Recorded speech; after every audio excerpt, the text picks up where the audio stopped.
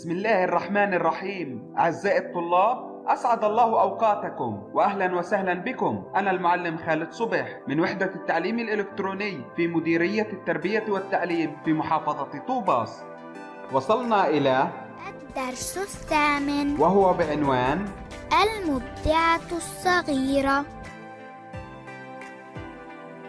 خلق الله عز وجل الإنسان وأبدع في خلقه، فقد قال في كتابه العزيز: لقد خلقنا الإنسان في أحسن تقويم ثم رددنا. وميزه عن سائر المخلوقات بالعقل، وأمرنا بالتفكير في الكون والمخلوقات وكل شيء، ونهى عن كل ما يضر بالعقل والجسد كشرب الخمر مثلا.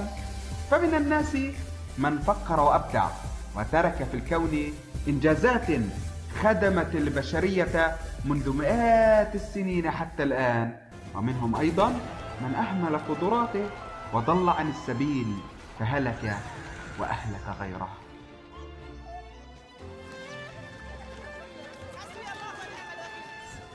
وقبل أن أبدأ الشرح، أطلب من حضراتكم أن تفتحوا كتبكم وتقرأوا الدرس قراءة صامتة.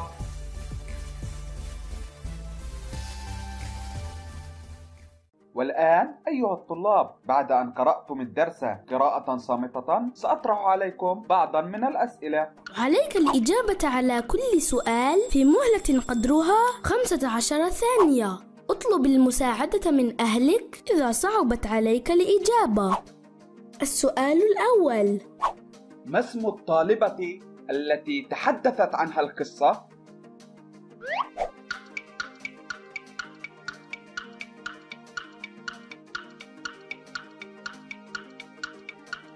تبقى 5 ثواني.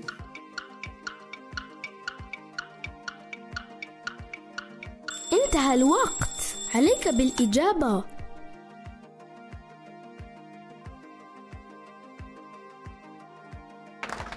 نعم، هذا صحيح.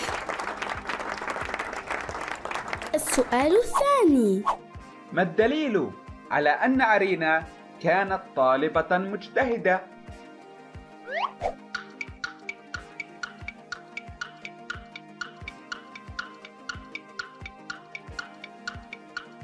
تبقى 5 ثواني.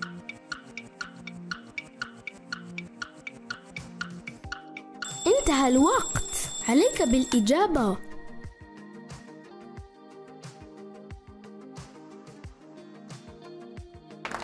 ممتاز، إجابة جيدة. السؤال الثالث: أي مجال للدراسة أحبت عرين؟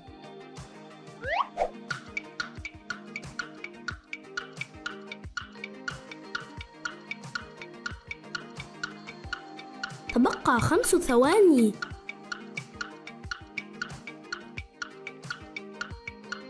انتهى الوقت، عليك بالإجابة. هل هو الجواب الصحيح؟ هيا نرى معا.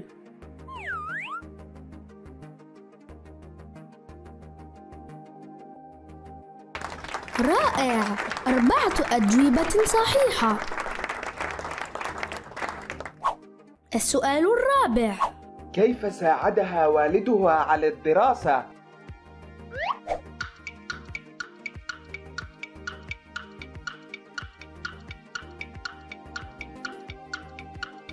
تبقى 5 ثواني.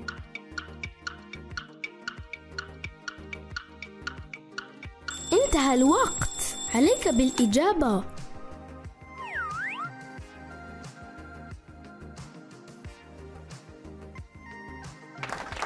أحسنت، جواب ممتاز. السؤال الخامس: كيف خدمت عرين مدرستها؟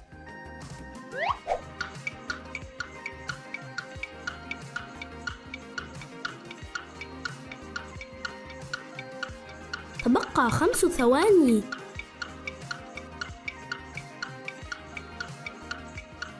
انتهى الوقت، عليك بالإجابة. هل هو الجواب الصحيح؟ هيا نرى معا.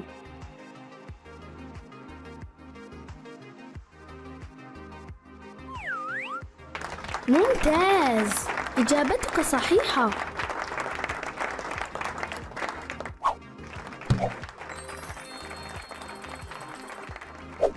يا لك من بطل، لقد أجبت على كل الأسئلة. والآن فلنستمع إلى قراءة الدرس قراءة جهرية من قناة علم وفن وإبداع تقدم الدرس الثامن. وسيتم تفسير الدرس وتوضيح المفردات واستنتاج الدروس المستفادة أثناء القراءة. هيا نقرأ. المبدعة الصغيرة. عرين طالبة مجتهدة تتابع واجباتها المدرسية كل يوم، ثم تقضي وقتا مع الحاسوب، تزور المواقع التعليمية والترفيهية. عرين تحب الحاسوب وصممت أن تتميز في مجاله. عرين طالبة مجتهدة مميزة، وكل مميز لكي يؤكد على اجتهاده ويحصد نتيجة ذلك عليه أن يبذل جهدا ويحل واجباته البيتية، وهذا ما فعلته عرين. كذلك لا يمكن أن يكون وقت الإنسان كله للدراسة، بل عليه أن يجعل بعض وقته للعب والاستمتاع. فزارت عرين مواقع تعليمية مثل موقع إدراك، وترفيهية مثل موقع ألعاب فلاش، ولم تستخدم الحاسوب إلا بما هو مفيد، ولأنها تحب الحاسوب قررت أن تتميز فيه، وكل منا يجب أن يتميز فيما يحب. لاحظ عزيزي الطالب أن كلمة طالبة تنتهي بتاء مربوطة وتنوين ضم، وكلمة وقتا تنتهي بتنوين فتح، واللام في كلمة الحاسوب لام قمرية، وكلمة مجاله تنتهي بهاء.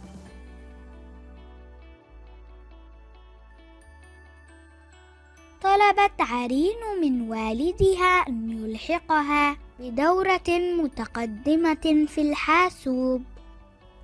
وافق الوالد على ألا يؤثر ذلك سلبا على دراستها، وفي الدورة أبدت عرين مهارة فائقة في برامج الإنترنت.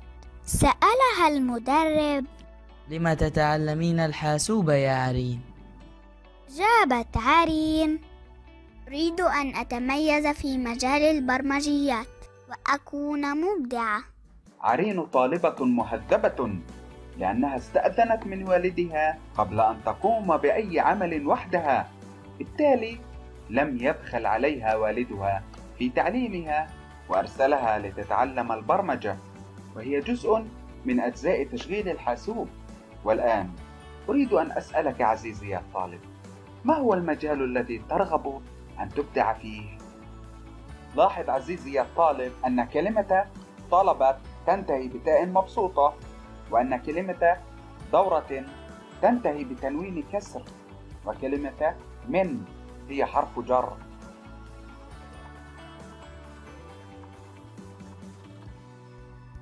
أنهت عرين الدورة وعرضت على معلمة الحاسوب فكرة إنشاء موقع تعليمي خاص بالمدرسة.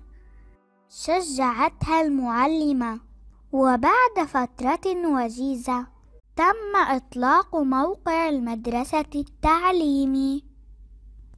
سرت الطالبات بالموقع إذ ساعدهن في تعلم الدروس، وأطلقت الطالبات على عرين لقب المبدعة الصغيرة، وكرمت المدرسة عرين على هذا الإنجاز. أنشأت عرين موقعا تعليميا للمدرسة لكي يستفيد منه الآخرون، فهي تحب الخير للجميع. فرحت الطالبات بالموقع وأصبحن يزورنه كلما احتجن ذلك، وصار لقب عرين المبدعة الصغيرة، وتم تكريمها أمام الجميع، فهي تستحق ذلك. وكما نقول دائما لكل مجتهد نصيب. السؤال الآن: كيف بإمكاننا أن نبدع بعد تعطيل المدارس بسبب مرض كورونا؟ نجيب شفويا. ماذا تحب عرين؟ عرين تحب الحاسوب. على ماذا صممت عرين؟ صممت عرين على أن تتميز في مجال الحاسوب. ماذا طلبت عرين من والدها؟ طلبت عرين من والدها أن يلحقها بدورة متقدمة في الحاسوب. لماذا تريد عرين أن تتعلم الحاسوب؟ تريد عرين أن تتعلم الحاسوب حتى تتميز في مجال البرمجيات. ماذا عرضت عرين على معلمة الحاسوب؟ عرضت عرين على معلمة الحاسوب فكرة إنشاء موقع تعليمي خاص بالمدرسة. كيف استفادت الطالبات من موقع المدرسة؟ ساعدهن في تعلم الدروس. بماذا لقبت عرين؟ لقبت عرين بالمبدعة الصغيرة. الكلمة مرادفها: مرادف الترفيهية المسلية. مرادف صممت أصرت. مرادف تتميز تبدع. مرادف أبدت أظهرت. مرادف فائقة عالية. مرادف إنشاء بناء. مرادف الإنجاز العمل المحقق الكامل. مرادف تقضي تمضي. مرادف سرت فرحت. مرادف كرمت شجعت أو كافت. الكلمة ضدها: مضاد سلبا إيجابا. مضاد خاص عام. مضاد مجتهدة كسولة. مضاد تحب تكره. مضاد متقدمة متأخرة. مضاد أجابت سألت. مضاد أنهت بدأت. مضاد سرت حزنت. المفرد المثنى الجمع: واجب واجبان واجبات. يوم يومان أيام. وقت وقتان أوقات. حاسوب حاسوبان حواسيب.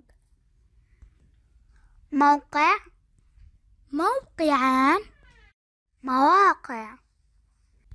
الدورة الدورتان الدورات. شكرا لكم. وفي الختام نختتم درسنا بالدروس المستفادة. 1. الجد أساس الإبداع. 2. احترام الوالدين واجب. 3. خدمة الآخرين عمل جميل. نشكركم على حسن المتابعة. نراكم في حلقة قادمة إن شاء الله.